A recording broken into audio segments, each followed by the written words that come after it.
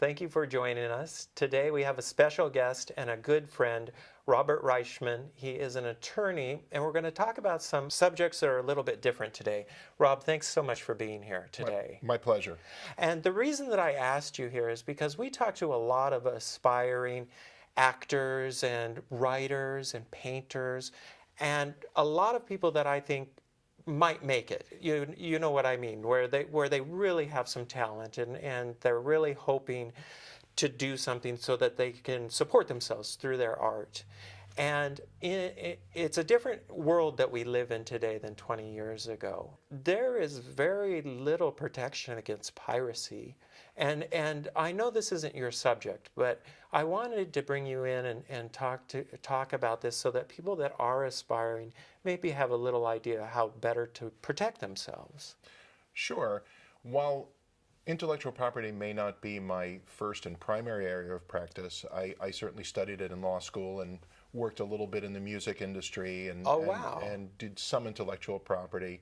And I've been involved in other kinds of areas of law in California, such as contract disputes and things of that nature, which tie in.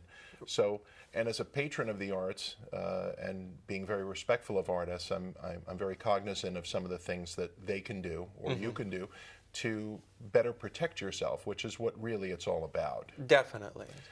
Yeah. So, for example, I think that one of the first lines of defense is to always consult with an attorney. If you have any sort of important life work situation that may involve your rights or the rights of something you create. Okay. So in my case, I've written 5 novels, and I've self-published them. So I did the copyright thing, and I put them on the internet. But I've heard of people that have done the exact same thing, and then they will do a Google search of their book, and they'll actually find it for sale on other people's site, which they have not given them rights to. And so we always hear about that, where, as a matter of fact, I know somebody who had come up with a pilot for a TV show, and somebody actually created the show and just basically pulled the rug right out from underneath them. So you're saying that in a case like that, the first thing to do is just go and speak to an attorney. Absolutely. You go and speak to an attorney, hopefully someone who specializes in the area that you need. Okay. So, for example, some of the things we're talking about would be an intellectual property attorney. Okay. And there's plenty of those. If you're not aware of, who you might want to seek out, you can contact some of the agencies. I believe they're still around. There's an agency called California Lawyers for the Arts. Oh, wow. And, yeah, and they can help folks, look for attorneys, or sometimes can offer advice themselves, oftentimes on a sliding fee scale depending on what your means are. Okay, wow, that's great. But I'm not sure if they're still around. They may be. Sure. But nevertheless, definitely speak with a competent attorney. Okay.